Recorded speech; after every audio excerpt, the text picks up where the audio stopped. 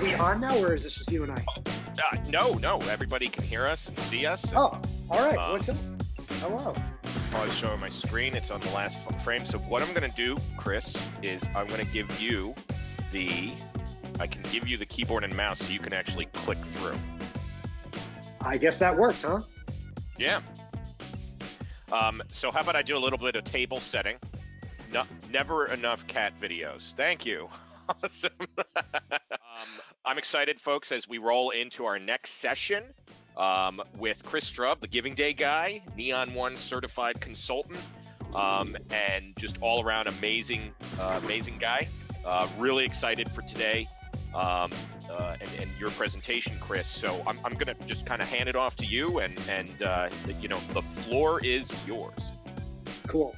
Well, Tim, first of all, thank you for putting all this together. I have decided that every conference I speak at now, I'm going to play 3 minutes of cat videos before I come on stage. I think that's just the only real way to introduce me. But Tim mentioned earlier that I work now as the Giving Day guy, and I'm coming to you today from my apartment here in Greenville, South Carolina. You can see there on the screen the list of the 6 Giving Days that I'm working with in 2020. Several of them are CiviCore days, and several of them are not.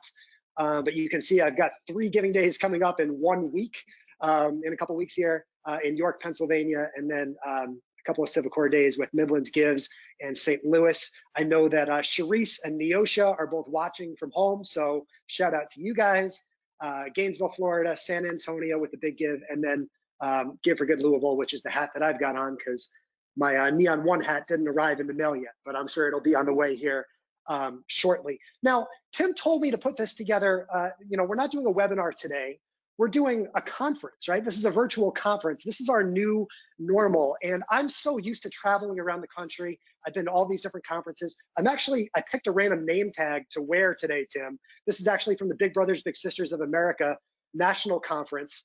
Next year, I want name tags printed for all of us, okay? But I also love doing this before I go on stage as well, is I wanted to ask all of you guys in the audience, because we're all here together, right? This isn't a webinar, this is a conference. If you have your phone, if you're not watching me on your phone, I want you to take your phone out. I'm gonna take a selfie with you. And Tim, I want you to do this too. I want you to take a selfie with me, and then you can tweet it using that hashtag #DreamBigChat, because we're all talking about social media involvement and everything. So here we go. I'll tweet this out afterwards. It's a lot easier. There's a lot less social anxiety when you're just looking at Tim instead of looking at the 100+ people in the audience. That's pretty clever, Chris, I gotta say. So yeah, get your selfies up. If you're on Twitter, hashtag #DreamBigChat. #DreamBigChat. I'll monitor that for us, Chris. Okay, perfect. Well, I also wanted to make sure I reminded all of you guys, as Tim just did, I will see all of you guys at that happy hour. Tim, I got some leftover drink tickets from the last conference I was at out in San Diego, so I don't know if these are good. I'll have to ask Jordan and see if the Neon One team will take them here. Let's see if I can click through to the next slide here. So we're going to talk about creating digital community experiences. Tim had onboarded me onto this conference before the coronavirus really kind of hit, and so we kind of shifted the focus a little bit for my session. Tim gave me this title, Creating Digital Community Experiences. And, even though we're going to focus on talking about Giving Days today, I know you guys, some of the discussion so far today, I know Jamie was talking about events that happen throughout the year. I think a lot of the lessons and a lot of the ideas that I'm going to talk to you guys about today can also apply to some of the other events that we're going to be planning throughout the year outside of a Giving Day. Initially we were going to talk about blending these online and offline experiences, because again, I've traveled to a lot of these different Giving Days over the last few years, but now everything seems to be online, so this is kind of what we got, at least for the immediate future. So take that into consideration, that these aren't just lessons for your Giving Day. I think they're really lessons that are going to be applicable to everything that we're trying to plan. And so as I put together this slide deck, and I do apologize, I forgot to put my Twitter handle on all the slides because I was using Tim's pretty template there. I didn't want to mess it up. But again, my name is Chris Strub, and I think it's up there on the screen too. So that's just my Twitter handle, as well as @ChrisStrub. I'm going to break this presentation down into 4 different sections. Creating digital community experiences, right? How can we shape the vision of what we want our audiences to get out of our events, which harkens back to one of the questions that Tim just asked. What are the specific tools that we need right now? And I've got a lot of my tools here next to me that I'm actually going to show you. So this is going to be sort of a hands-on presentation. I'm going to show you the specific things that you need to make this stuff happen. We will talk about community, and I loved how Ginger was talking before about relying on the power of the people for your event. That's exactly what we're going to talk about here during this next 45 minutes. And then the experience element. And I had a great talk with Tim a couple of weeks ago about rethinking how experiences take place now in this new era, right? We talk about the new normal. This is part of the reason why I built a whole Fly the W studio here behind me. Now, it pains me to wear a Give STL Day button when I'm such a big Cubs fan, but I know Neosha still welcomes me out to Missouri, which is wonderful. So really sort of location agnostic. So again, the project objective: what must I consider to create a virtual Giving Day event that drives results with my community? What are the different elements that you need to consider to create a virtual Giving Day event that's going to drive results? Now, that's the question that I hope to answer for you, but I also want to remind all of you guys, I'm going to move through all these slides pretty quickly. I think that the last session that we just did with that panel worked really well because we were able to answer a lot of the questions that were coming in from the audience. And that's really what we're all here for. And Tim, I'm sure, would agree with a nod too, that we want to answer as many of your questions as we can. I'm not going to filibuster for the next 40 minutes here. So when we talk about creating, and again, I promise you I'm going to show you all the equipment that I use and that I bring to create these different events, these different live events. But creating really starts with a vision. It starts with the vision. What is it that you want to create? We see a photo there from San Antonio at the Big Give pep rally last year. And you have to think about not just creating the event, but what is the specific behavior that you want the audience member to take before, during, and after the event, right? Again, Jamie was talking about volunteerism versus just monetary donations. I think there are a lot of different objectives that you can set out with a virtual event, right? For example, a group exercise class, a can donation drive, or a 5K.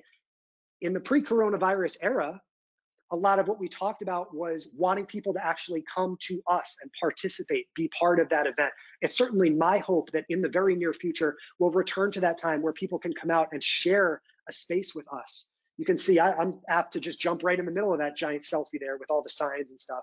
That's the best part of these Giving Days to me. But in lieu of being able to do that, we're going to focus more on what we can create and how we can encourage people to actually watch the videos that we want to create. So the second bullet that I put here, wanting someone to watch within a specific time frame. During the Giving Day that I'm working with in York, Pennsylvania, they're actually ending that day this year with a live multi-hour concert.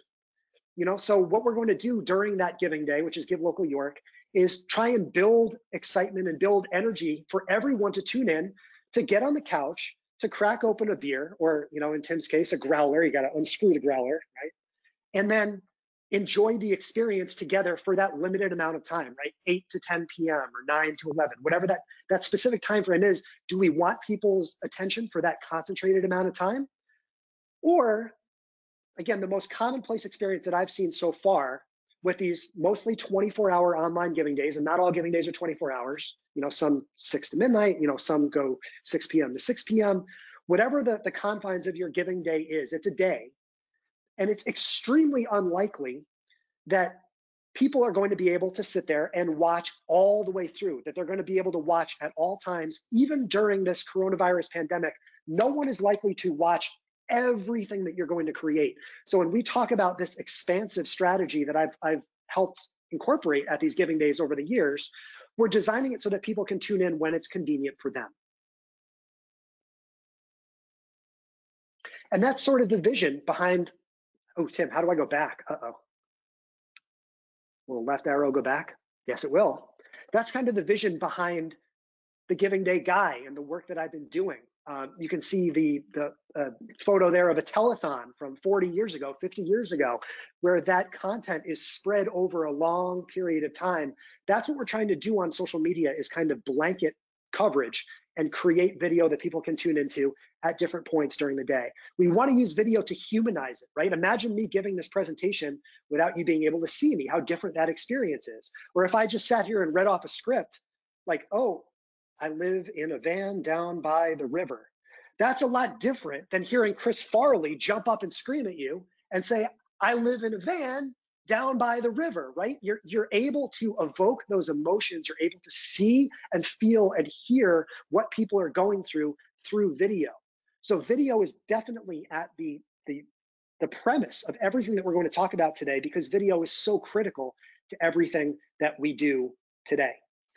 The goal in creating videos on Facebook has been, in the past, to connect with our existing audiences, right? I know a lot of Giving Days sometimes, and I loved what Giving Hearts Day is doing, creating that live stream on YouTube.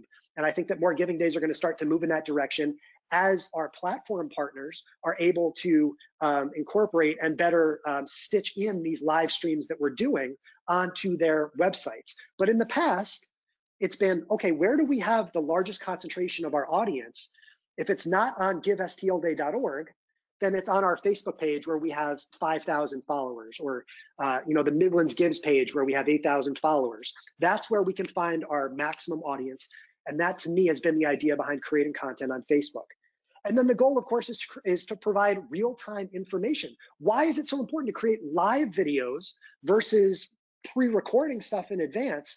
Well, as all of you guys know who have done a Giving Day, and many of you who are watching are considering starting a Giving Day, the fun of it is the churn. The fun of it is that gear that's turning throughout the day, that from hour to hour, even from minute to minute, things are different. You're announcing prizes. We're shouting out sponsors. We're watching that clock tick up with, the clock's ticking down while the dollars are ticking up.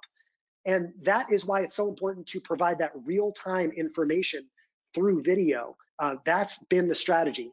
Facebook Live, lots of it in real time during the entire course of your 24-hour or whatever time frame Giving Day.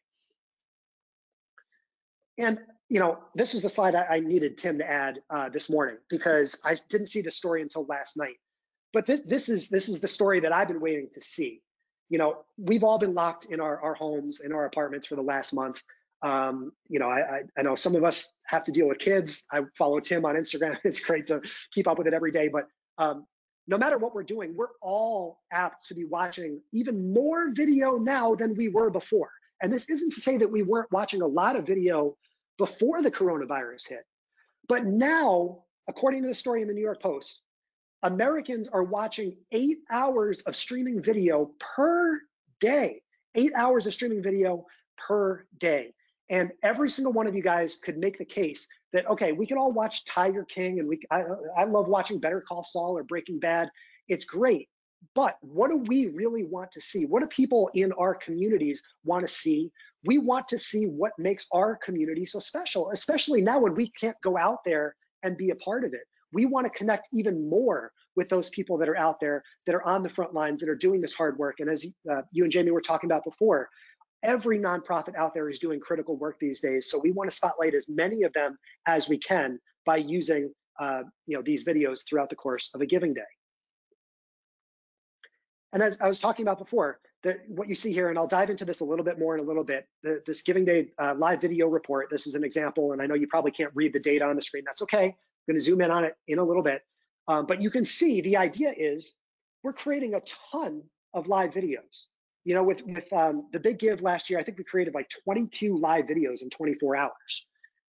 And I'll explain to you a little bit more what those videos look like. But for now, think of the importance being that we're going to blanket that whole day. We're going to create coverage that people can tune into when they want to see it. We're not creating it for us. We're creating it for our audience. And what we're going to create and how we're going to create it is what we're going to get into next year. And so digital was word 2 in this title that Tim gave me. Digital. So how do we create digital content? Well, look, the coronavirus, it's affecting everybody. I get it. But the coronavirus didn't all of a sudden change the tools that I would use. And I don't think it should change the tools that you would use to be creating videos. So I have a lot of these tools here with me. You're going to see some of the pictures on the screen, but I have them here in my hand so you can kind of get a little bit better of a feel. Again, if I was really on stage out there in Denver or wherever, like I'd invite you to come up and like pick them up and feel it and see it, turn it on. But in lieu of that, we'll get into, and this is just the overview slide, why it's so important to start with audio, why it's so important to steady your videos, Then we'll talk a little bit about lighting, and then we'll talk a little bit about some of the other tools that you can use to create better videos. So don't think you need to write all this down. Again, you're going to get a recording too, but I'm going to go into each piece of this moving forward. Again, we're going to start with audio. And as you can see, I'm using my AirPods for this broadcast. I own several microphones. Hopefully you guys can see and hear me okay. If not, then we'll keep an eye on the tweets. But again, watching all of these different news broadcasts, watching Fox News and CNN and MSNBC, all these different channels where everybody is doing all of their work remotely, what you see over and over again is even the professionals are relying on AirPods. And some people have the traditional Apple earbuds, whatever it might be. These work pretty well. So don't think that you need to invest in a fancy schmancy headset like Tim has got on. The earbuds are going to work fine for you. But I love using a tool when I'm out on the road called the Samson Go Mic Mobile. And this is what I have here in my hand. This is going to look a little bit more like the traditional stick mic, that Jerry Lewis would have used, 60 years ago. I invested in a little on-air mic flag. It's got my logo on there. So little things like that can really make a difference when you're creating a video. I get more comments about the mic flag than I do about the actual work that I do. Like it's pretty incredible. The receiver for this actually connects through just a little cord that plugs directly into your device. So again, of course, there are way more expensive audio options and video options.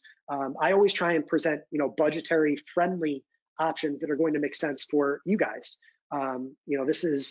This setup is going to cost you about $150. And the fun thing about this mic is that you can connect in two of them into the same little device. Again, if you're an audio pro and you see something like this, and you can get two broadcast quality microphones to connect to something that's this small, that's pretty good. If you want to carry around a soundboard all day, go for it. But for me, being agile has always been really important. This will get you just as good quality on your phone. The other fun thing is, if you don't want to use the handheld mic, you can also plug in the lapel mics. So this would just plug into your pocket, and you can combine and use the same receiver to use lapels versus the handhelds. There's plenty of other options out there. Rode Wireless Go Mic is another one. It's like a little clip that clips on. I didn't buy one. I was actually going to buy one for the sake of this presentation, but some of the reviews are kind of so I would stick with the Samson. But again, there's plenty of other options out there for you, depending on what your budget might be. And again, the earbuds might just work, or the AirPods might just work good enough for you. Video quality is also important. It's not as important as audio quality, but it is important. So let's start with the tripod. So this is the Amazon Basics tripod that you see there on the screen. So you can see kind of how big it is. I am 6'1". I know that's not too easy to tell from watching a video like this, but this is plenty tall enough to get me at eye level. The legs extend out, it screws up. The one thing you want to make sure of if you're going to buy a tripod like this is that you buy a little addition that actually holds your device. If you want to use an iPad, you can do that, but you have to buy a bigger one. I actually just bought an iPad this week, so I don't have one yet, but you can use something like this, or there's plenty of other little things that will clip onto a tripod like this that are going to allow you to hold up your phone. But if you want to be on the move, the big thing that I would recommend, and this will be one of maybe the smartest purchases you make as a nonprofit. And I should mention, I should have said this off the bat, Tim. I'm not paid by any of these companies to plug any products, so don't think that I'm here as like a representative of Rode or anything like that. This is the Osmo Mobile 3. This is a stabilizer. So if you're on the move, and again, typically when I'm doing giving day work, I'll be walking around. We want to go give a tour, or even if just have a little bit of motion when you're standing and interviewing somebody. This will stabilize your video, and it makes a huge difference if you're watching a video that's really shaky. This is the tool that you want to be able to stabilize it. Again, the Osmo Mobile 3 is going to be the less expensive version than the traditional Osmo Mobile, which is also good, but it's a little bit pricier. It doesn't really do much more for you. If you don't want to invest in either one of those things, this is an iographer. They come in all different shapes and sizes. Didn't have room for the screenshot on there, but this is the same idea. I know that my friend Molly in Louisville, who's watching right now, uses one of these to create her videos at the Community Foundation of Louisville, where you can kind of hold on to this and steer. You can also plug audio and lights onto what you're doing. Something like this, where you have a little clip-on light where you can create video, and this will run you, $10 to $15, where any device, iPhone or Android, will clip right into your iOgrapher. Lights are important too. I have my ring light here, so you can see how different my video looks when I'm not using the ring light, or if I turned it off. I'm actually using it now, which is why I can't hold it up and show you. But the other thing that's right here nearby, and let's go crazy here, Tim. Natural light, right? So, I'm just standing here next to my big old windows here, and most of the light is actually coming in on me from outside. So don't think that you need to run out and invest in any kind of light. Instead, think about where you can move your desk over, or where you can stand even next to a window, and you can create some great, or better yet, if you can stay 6 feet away from everybody else, go outside. Sunlight is fantastic when you're creating videos, especially here in the spring. I'm getting wanderlust right now, Tim, because I want to be out there doing these giving days. It's killing me to be locked inside like this. But sunlight is fantastic, and you won't need any sort of lighting to go with it. The other thing that you see there on the screen is the Litra Pro. That is this. I can turn it on and blind you guys. You see it's pretty bright. See, it's already making a difference there if I turn it on myself. This thing gets super bright. So if you want a really mobile, portable sort of light that is like industrial quality, this thing is not cheap. This is the Litra Pro. I think that's like the Litra Cube. What you see there is a slightly different product. They're worth it, but they're pricey if you're looking for that sort of thing. And again, I've written blog posts about this. If you want to go to givingdayguy.com, you can check out some of the deeper articles that I've written sort of about how to spice up your live streams on your giving day. The tool that I use, that I rely upon, that I've really helped incorporate at a lot of these different giving days that I work with, is called Switcher Studio. Now, Switcher Studio is iOS only. It's the tool that you see in that photo right there. I don't have the time today to kind of run you all the way through it, but if you're interested, certainly keep in touch with me. But there are ways that you can use Switcher Studio to put up lower thirds on the screen. You can play B-roll from your device. You can bring up your screen from a Mac, and so you can actually do a screen share, kind of like we're doing here with GoToWebinar. So all of these different things that you can do. The other fun thing that you can really do is add in other devices. So you can have, I think, up to 10 devices, whether it's iPhones or iPads, anything with iOS on it, that you can use as multiple cameras, and you can set them up on tripods, and you can switch from, that's why they call it Switcher Studio, you can switch from camera 1, 2, 3, 4, and so on and so forth.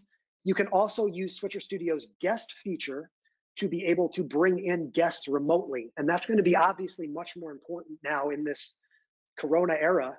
It's what we're going to be doing with a lot of the giving days that I'm working with. We talk about virtual giving days. You can use Switcher Studio to invite in guests.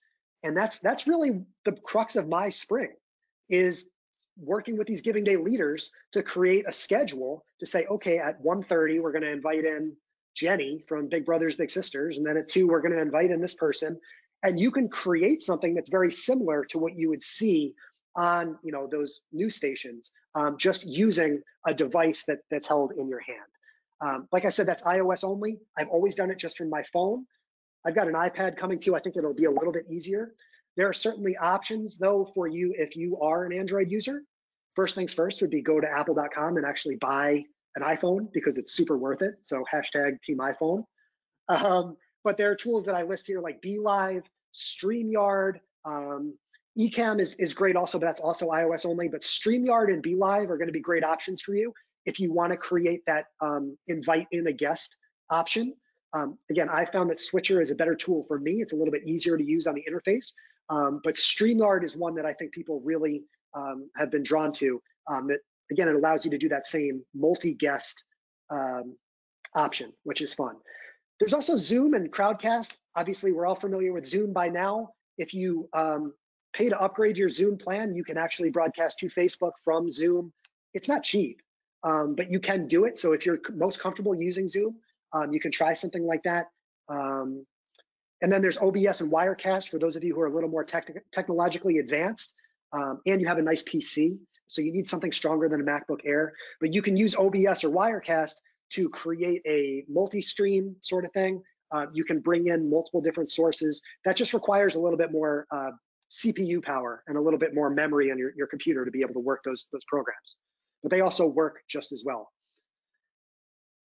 I want to talk quickly about building content around your community. And like I said, Ginger said it better than I could, right? That you want to rely on your community to help you build this content strategy, right? The phrase that I always use is that we are all famous to a few people.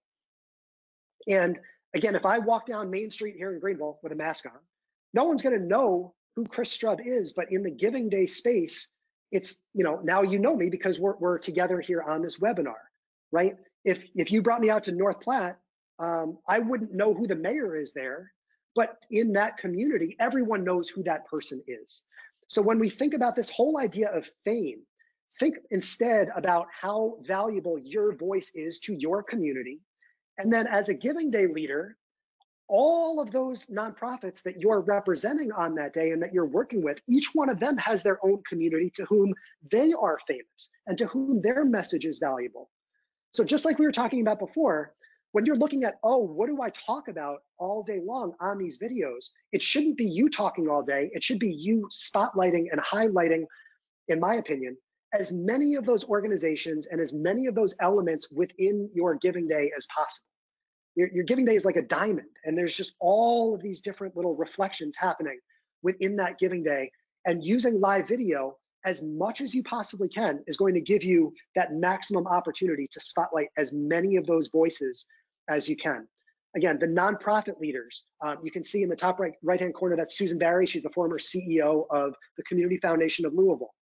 Oftentimes, these executives love being on camera. It's great. It's a great opportunity for them, and people love hearing from them. You see Neosha there on screen. I know Neosha's watching, so you personally can be on camera to represent your own Giving Day, explain to people what the rules are, explain to them how the prizes work, and so on and so forth.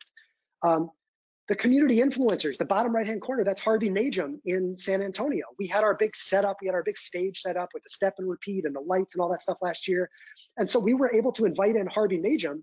And if you're familiar with the San Antonio area, Harvey Najum is the #1 philanthropist in that area. I mean, Giving Days run based on Harvey's participation. There are buildings named after him and his foundation and everything. And so the opportunity that you have by using live video and setting yourself up as the Jerry Lewis of your community, as the Giving Day guy or gal in your city, allows you to create a stage to highlight those voices. The other big element that you have to mention here is the sponsors and the company matches. So when you're using a tool like OBS or Wirecast, or if you have an Apple device, using Switcher Studio, what you're able to do is put up logos on the screen. You could even play little 15 or 30-second commercials, or even a 3-minute cat video that would allow you to highlight those sponsors. And that's the money. That's what you need. A lot of the Giving Days that I'm working with now, year over year, are starting to actually sell the segments.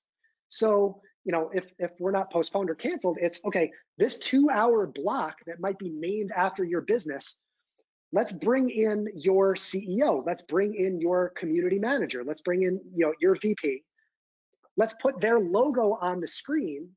And now you have this great content where, first of all, these people are coming in to want to participate in your video. So they're helping you create that content on your channels, but you're also leveraging the power and the value of their network and multiplying that out throughout the course of the day. It's so weird. I'm used to presenting on stage where I can read the cues of the audience and see if people are getting it. And for this, I just get to stare at Tim for an hour. So I'm like, okay, I hope it's going well. I think that's a positive thing, personally. I hope so. You guys can let me know during that happy hour tonight. Let me know okay, you did all right, absolutely. or I know this is lunch hour, so people are probably eating while we're going. Noshing and all that type of I, stuff. I'm starving. I put up a poll on my Instagram that was like, should I eat before or after my 12:45 session? And we went with after. So You went with I'll be that. right Well, there with you guys eating lunch. same here. During the 3-minute cat video thing, I housed an apple very quickly, and my wife came in. Folks, if you want to know what my wife asked me when she came in and wrote me a note, it was, can she have the caramelized onion tart that I made last night? So that's anyway, I digress. I want to just pop in and be like, you're doing great, Chris. I'm gonna assume that was a yes. That's a yes. Happy wife, happy life. Yep. And this goes back to, again, I promise you I'd zoom in a little bit more on these metrics. And if you want to see the full reports, I'm happy to send them to you. If you just want to reach out, you can tweet me, whatever, and I'm happy to send you the different giving day reports from the different giving days that I've worked with. It's quasi-proprietary information. I certainly have permission to share it in a place like this, but just remember that you are all famous to a few people. And when you see that yellow line across the bottom of the screen there, I highlighted each of the best performing metrics during the course of the Big Give. What we learned last year was the top performing video of the 20 something videos that we created was with a sponsor, actually their printing sponsor. His name is Jorge Zeledin Castillo. And no one, I certainly didn't know, we didn't know going in that this guy had this massive audience on social media that everyone just loved seeing Jorge. So that video, again, on behalf of the Big Give, with all the Big Give branding and everything, him talking about giving a prize and all that stuff, his personal network shared that video dozens of times. So that video actually led our entire day in terms of the number of impressions, the number of views, the average watch time, all of that, the total watch time. All of those important metrics were led by this one nondescript 3 p.m. video. And this year, what we were going to do before we postponed the Big Give, and what we will do in September, was actually have Jorge come in and co-host a lot of the videos with me, because he's the most popular guy in San Antonio. So we said, Jorge, like, come on down, dude. Like, let's hand you a microphone and let's have you have a bigger part of this. So I do want to leave a little bit of time for questions, but I have one more bit that I want to touch on here, is how you can make your experience stand out from the rest, right? We are up against, and again, giving days, they're not designed to be competitive, right? And of course, you're not competing for dollars with other communities. We encourage nonprofits not to be competing with one another. But when it comes to the attention economy, the videos and the content that you're creating is going to compete with everything else that's out there. It's not just nonprofit content. It's Netflix, it's Amazon. One of the best quotes that I've heard is that you're competing for attention. Netflix's CEO once said that their biggest competitor is sleep, that people will stay up and keep watching stuff on their tablets rather than going to sleep. So that's why we think we really need to create better, see, now I've got a 50-50 split on the audience reaction here. No, I was doing okay. But But okay, Pepper. All right. In terms of thinking of the future of experiences, what can you do? And again, I was joking about the drink tickets, but I've got the floodlights on. Different ideas. Can we send out little boxes of chocolates, or can Tim send out a beer from up there in Niskayuna? What are the different elements that you would be used to having during a real life event that we can replicate during a virtual conference? Smells, lights, sounds, wardrobe, the name tags, the Give STL Day button. All these little things matter when you're trying to gain the attention of your audience in real time. And so that's all I got for you guys here, I think. Yeah, because that's the next presentation. So Tim, I don't know, maybe I went over time, I don't know, but I'd love, if there are questions, I'd be happy to answer as many questions as we have time for. Yeah, we got some time. We got some time. So yeah, folks, start posing some questions. We do have one outright question for Chris. What do you say to nonprofit leaders and board members that say digital is too complicated and or expensive? I disagree completely. I mean, I think a lot of the strategies that we talked about today are, if you don't look at the equipment, and again, we're talking about a one-time investment of a few $100s to buy everything that I showed you and then some. But the idea of being able to press a button and engage with an audience is free. Everybody's got a Facebook account. I've written stories for Forbes about, how more nonprofits actually have a Facebook page than a website. So social media is literally the whole entire game, and especially now in 2020 and into 2021, when we're prohibited from actually gathering in real life. I promise you're going to hear more from Tim over the next few months about reinventing the entire event genre to look more like what we're doing right now. That if you're not adapting to digital, and this is 2020, I mean, I would have answered this question the same way in 2010, that you have to be able to pivot forward. You have to be able to connect with your audiences in new ways. And I think some of the strategies that we laid out here over the last 35 minutes will hopefully help you get there. So in terms of, this is a great question that came in,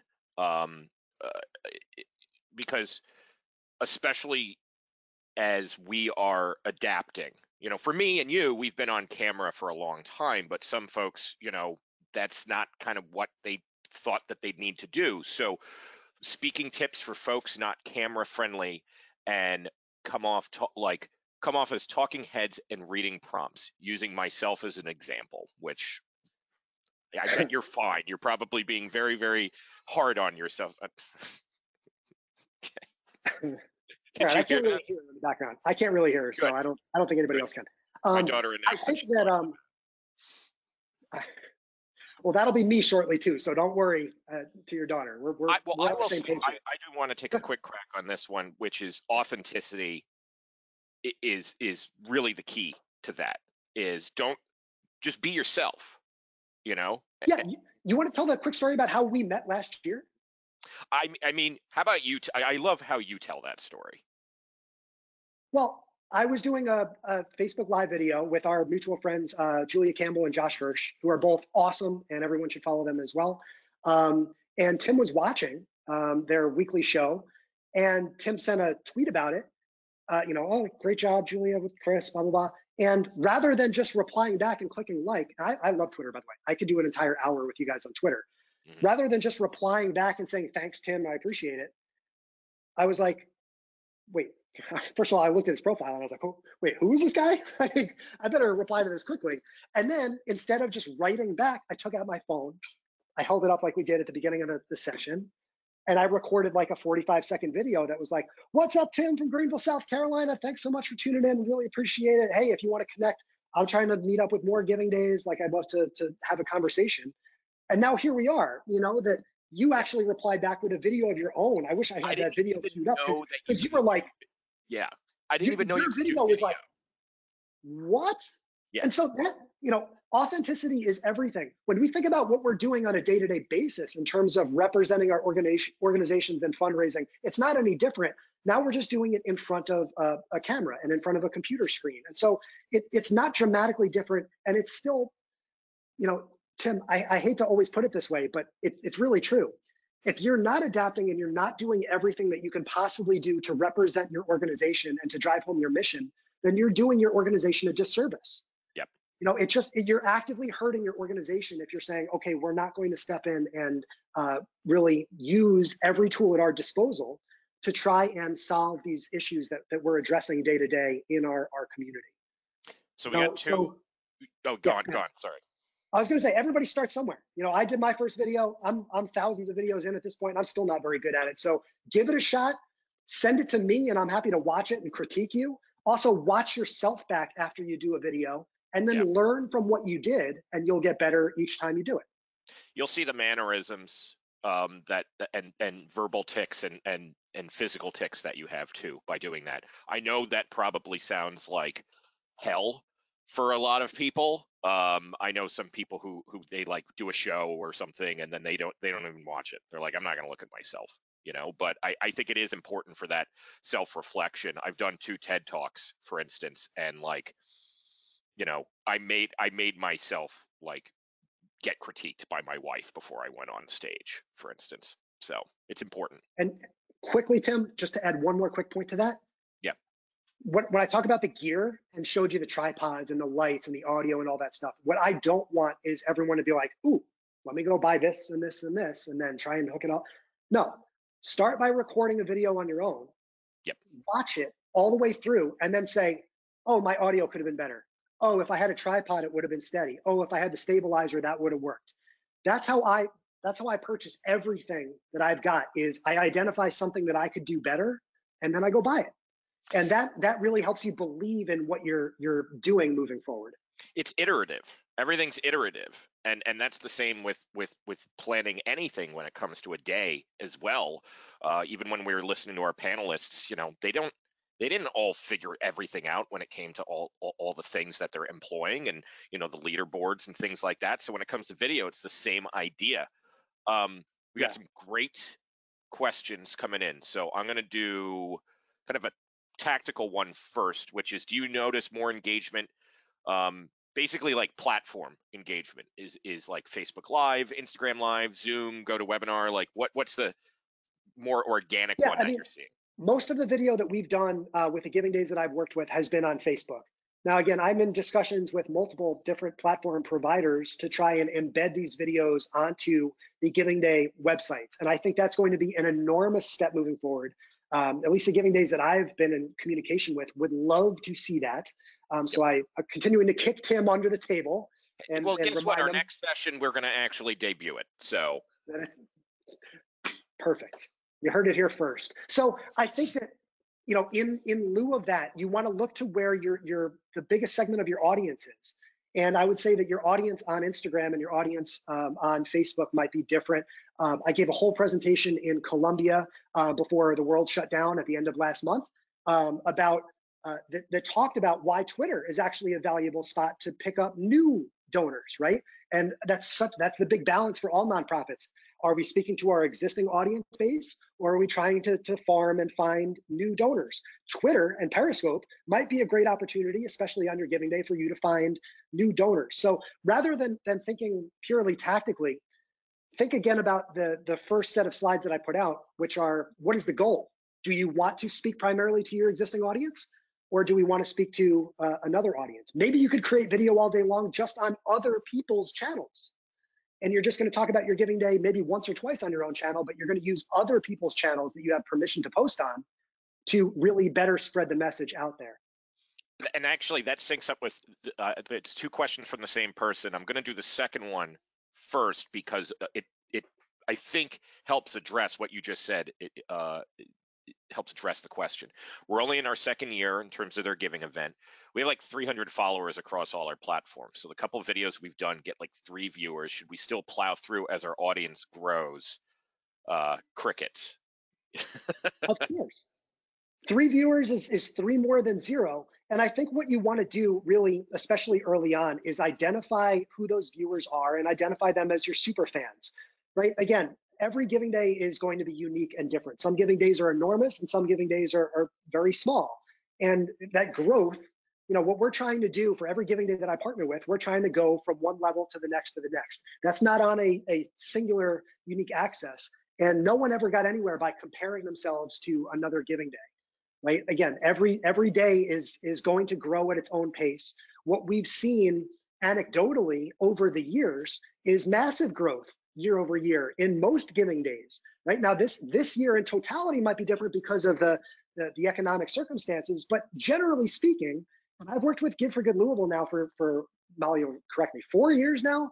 That Giving Day has exploded year over year, and they focus more heavily than any other Giving Day I've ever seen on creating videos. When you start, you can't expect an audience. No one is entitled to an audience when you get started. But the idea is you want to take those 3 people that are watching and make them love what you do. Be somebody's favorite, right? Make your content something that they need to see and they want to see, and do that by making them be part of it.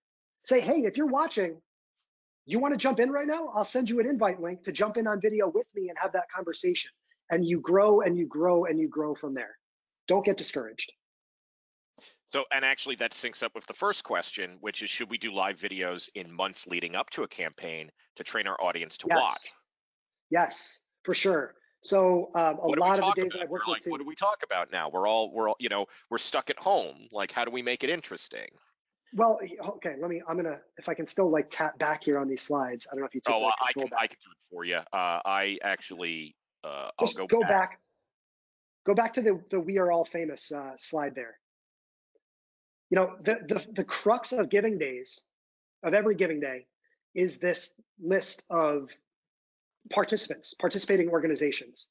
And what we have found in overwhelming fashion, again, last year in Louisville, they set up an opportunity. They opened up a Google form where nonprofits could come in and sign up to actually be interviewed, by Chris or by somebody else in Louisville.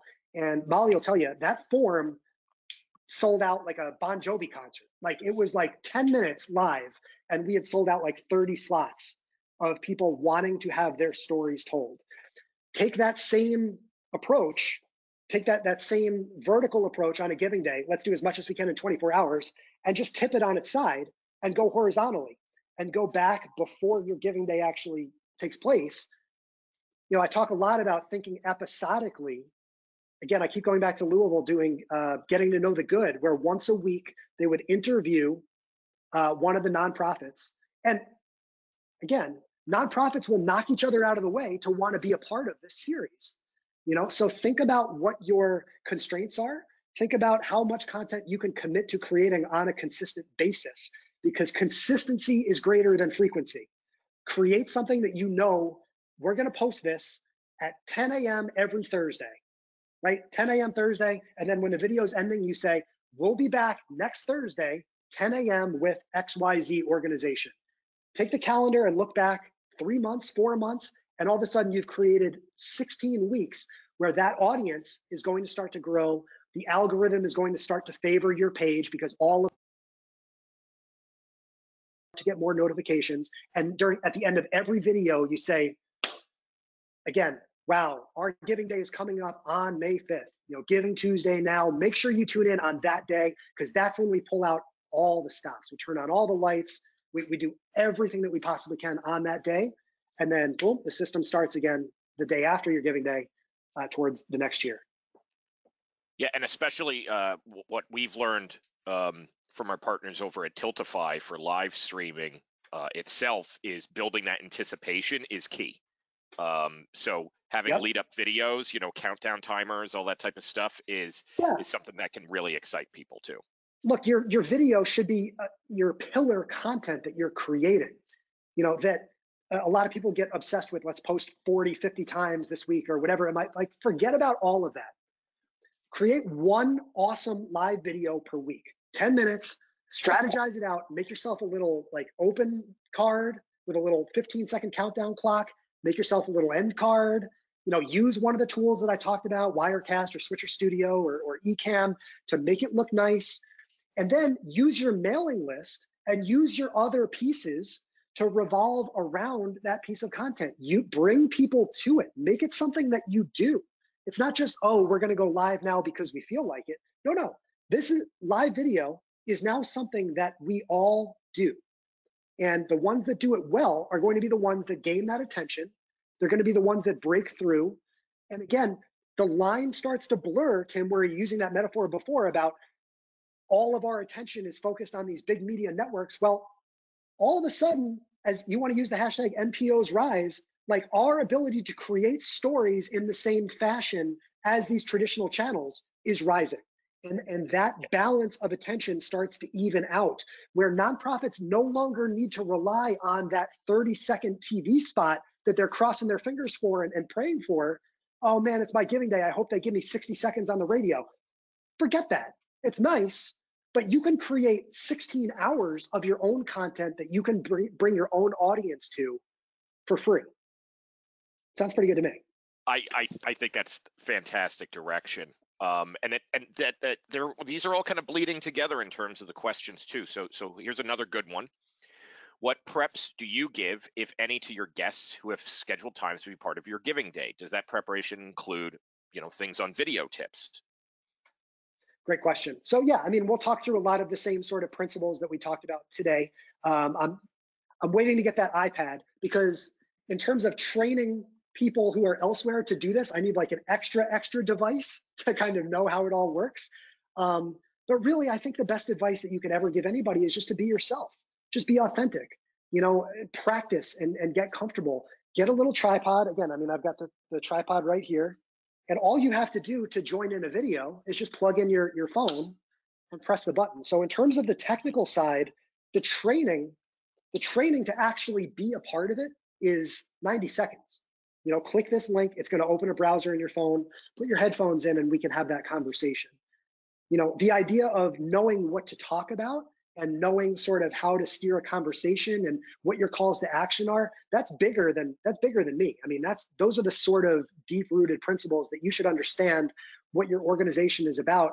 And just think about it as if I was walking into your front doors, staying 6 feet away and, spraying Lysol everywhere. But if we were to have a conversation about what your organization is about, that's all it is. Now we're just doing it virtually. So it's just relax, be yourself, put yourself in a comfortable spot, sit near a window, and just be who you are. That's what people really want to connect with, right? The biggest asset that we have, Tim, is our stories. Yes. The nonprofits that I've had a chance to work with, every single one of them has incredible stories to tell. So just think about those 3 or 4 stories that you want to tell, and then whatever question I ask you, figure out a way to steer it back to one of those stories that you want to tell that's going to, drive home that major point that you want to make. One of the phrases that has really struck me, we were doing our Giving Tuesday Now webinar last week, and a consultant that I know who is actually local, she popped on and she wrote, like, here's my 2 cents, because it was the question of, like, well, what do we say now? What do we say right now? And should we even be asking people to give and things of that nature? Yeah. And she said, you have to ask yourself, what would happen? Because it was in response to, well, we're not an essential nonprofit. And it's like, you have to ask yourself, what would happen if your organization just went away? Just went away today. What would happen? What would be the impact? Because to the Giving Day hosts, they are a backbone support for the rest of their community, and then in turn, the actual nonprofits have their own heroes that look up to them, the donors, right? So it's this nice cascade all the way up, but everybody's essential when it comes to this. We need generosity more than ever, and just focusing in on what's your why to tell that story. Then it's just going to flow. What are you passionate about? Why you get up in the morning when it comes to this type of stuff? That's where you start. That is definitely where you start. I think, Tim, that again, as we've maneuvered, as we've inched closer to this event today, the circumstances continue to change every day with what we're confronting as a country and as a world. And the last thing that I want to do is come onto a conference like this and pretend like I have all the answers, or that video is any sort of magic wand, or that we're not all going through some sort of collective pain. And this is not going to be, I don't think, an easy year or even an easy few years. To me, the strategies that we're talking about today are going to help position nonprofits and help position Giving Days strongly in the future as we rely more on these virtual connections in the future. But again, there will be pain. This is a difficult time for all of us. And I just want to acknowledge that it is challenging, and the principles that we're talking about, I think, are strong, but the results may vary as 2020 goes on. That's just the reality of it, I think. Absolutely. As we wrap up, we do have a very practical, tactical question, which is, what about utilizing YouTube? Yeah. I do know that from our friends over at Tiltify, that they like to cite the fact that YouTube is now the second largest search engine in the world. Sure. Yeah. So think about how you would use YouTube, though. I mean, if you wanted to just go on YouTube and talk about what your organization does, what question does that answer? As Tim is talking about using it from a search perspective, let me just tell you my personal YouTube story. I think I've done probably 500 videos on YouTube. I've been on YouTube for over a decade. And of the, however many views I have, more than like 60% of those views, of all of those videos I've ever done, come from one video. I did a series on learning about Instagram stories, And one of those questions that I answered got picked up by Google's algorithm. So when you Google, if, do people see if I screenshot somebody's Instagram story, Chris Strub's face shows up, and that video has been seen like 75,000 times. So you have to think about what the practical use is. When we talk about using it for a giving day, again, if we're able to drive attention to a giving day, to that video, then great. But part of the issue has been taking people off of the platform, right? So can we donate using the YouTube donate button, so on and so forth? YouTube is fantastic, but also think about how you can embed those videos maybe on your own website, or how nonprofits can put them on their own, nonprofit pages, on your CiviCore Giving Day site. So what is the practical use of it, right? All of these channels can be great. I could make the case for you to use Twitch or to use, TikTok. But what are you trying to accomplish? For me, what we've tried to accomplish with the giving days that I've worked with is to serve and to reach the greatest number of our audience, which has been on Facebook. Now, you can use a tool like Restream or OBS to create content simultaneously to Facebook and YouTube. But for me, that benefit hasn't been there to date. But if you're trying to decide between Facebook and YouTube, just think about where it's actually going to be seen. For most nonprofits, it's probably still Facebook. So I've been trying to fold this question in for every presenter. I'll kick it over to you to kind of roll down our session. Where do you see giving events in 5 years? Skyrocketing. I'm all in on giving days. This is why I call myself the giving day guy. I think every city in America, and it kills me that Greenville, South Carolina doesn't have a giving day. Like if it wasn't like against the law to fly a New Yorker down to South Carolina, I'd be like, Tim, like, come talk to these people. We need a giving day. Yeah. Right. So I've done a lot of different things in my career. I come from a newspaper background. I've tried to stay ahead of the curve. I think, and Tim has heard me say this, I think giving days are absolutely the future of giving. They become such a fantastic way to celebrate the community. And that's what every social media professional is talking about these days, is identify who's your community and celebrate your community. What better opportunity could there be if you're in St. Louis to be the host of Give STL Day and go shoot live video from the arch and involve the mayor? Everybody who's anybody in every one of these communities should want to be a part of what you are doing in your community with your giving day. And that leads to the incredible opportunity to not just create a whole bunch of fun videos, but to really make a bigger impact. I mean, I am like, if I could afford it, I would buy all the giving day stock that I could.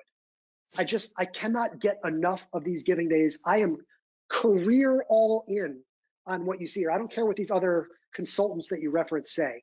Giving days are it. Like, this is the future. And if you're watching this webinar right now, you're in the right place. Tim and his team are going to do a great job to help you out if you're considering starting a giving day. But I mean, giving days really, even just beyond the nonprofit scope, Tim, the way that they really embody what your community is about is just the most beautiful thing that I've ever seen. And the moment I learned what a giving day was, I was like, I'm doing that. That's beautiful. That's beautiful, Chris. Well, I don't think we can get better than that in terms of ending our session too. I mean, we're evangelists. That's why we have a whole conference dedicated to this too. So, well, I just hope to communicate forward. Last thing, Tim, the courage and the strength and the energy. This is what I do. It's not about setting up tripods and lights. Like, I love actually being with these teams on the ground to make them feel the same way that I do about their giving days, right? That this is, as I described it to the Community Foundation of Louisville a few years ago, this is the Super Bowl for your city or for your region or for your state. This is your moment to shine. This is your time to step up and jump, stand and deliver, grab the microphone, shoot the confetti. Like, giving days are such a great opportunity for every community out there. And I'm really, really blessed to be part of a few really wonderful ones. Well, I'm so thrilled that you were able to join us today, Chris. This was a fantastic session. It's energizing. This is also why I chose you for the lunch session too, because it's like, you know, now we're gonna ride high and into the rest of the conference. So, Chris, thank you so much. People were asking how to get in contact with you. We plugged your Twitter feed and also the Neon One directory listing. So I'll be looking for those Twitter selfies once I'm going to eat my salad here in a minute. There's a few. So okay, perfect. Thank you guys so much for having me. Thank you again, Tim, and everyone at CiviCore for letting me be a part of this. This was awesome, and I hope it was worth it for the listeners as well. Awesome. Thank you. Thanks for joining us today. Yep. All right.